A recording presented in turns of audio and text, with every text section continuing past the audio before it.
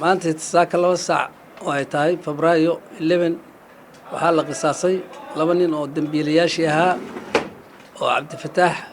Cabdiraxmaan Warsame iyo Cabdishakuur Maxamed Dige baa la qisaasay maanta aad iyo aad baan anagana qisaastay waana ku faraxsanahay ninkii saddexaad maadaama 3 nin oo xukumanay ahaayeen dilkana maanta lagu wada furiyahay maxaa dib u dhigay ninkii saddexaad waxaa dib u dhigay 10 cisho dib loo dhigay waana dambiilo ahaa codsi baa jiray xagga maaragtay dadka ah iyo annaka waana 10 waana la hubinayaa 10 cisho in dib loo dhigo go'aankaas maadaama saxiix madaxweynaha uu dhacay iyagoo ka yimi ma adiga go'aanka codsiga dhiibay mise cid kale ayaa gudbisay madaxweynaha gudbisay codsiga waxaa wada dhiibay aniga iyo dad iyaga ka tirsan baa wada dhiibnay in la hubiyo ninkaas waa annaga xaggeena dambiilo ahaa 10 cishaana la baaraya warbaahintu meesha may joogin lagu qisaasay maxkamaynta Allah naxariistay maxaa cadeynaya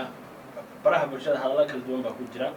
in nimankii la dilay aysan ahayn iyaga kiiska Caysha magaceeda Allah naxariistay bal maxaa cadeynaya in arrintaasi nimankii ay adiga Ilyas ahaan in nimankii goobta la geeyay dilka lagu fiiyay ay yihiin nimankii Caysha Allah naxariistay dilay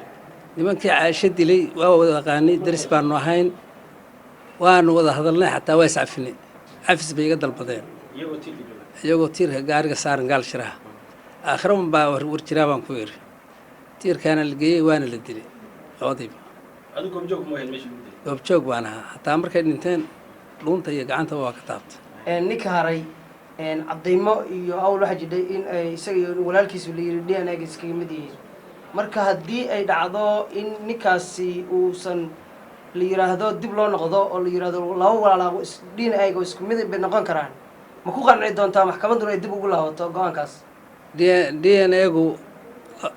abiyo hooya wada dhalay laakiin maxaa ku jira falkii gabadha ku dhex jira ninkaas oo kufsiga ku dhex jira laftigiisa caankiisi baa ku jira shaawadiisi baa ku jirta dhiigiisi baa ku jira hadduu la falgalay waa la heli doonaa qisaasta maadiga fuliyay ehelkaaga qoyskaaga mise dawladda ayaa u bandhigtay nimankaas dawladda ayaa qisaasta annaga fushanay dawladdu waxay tiri fushada la yiri sharciga islaam weeyaan annaga fushanay waxay ugu dambeyn barnaamijkan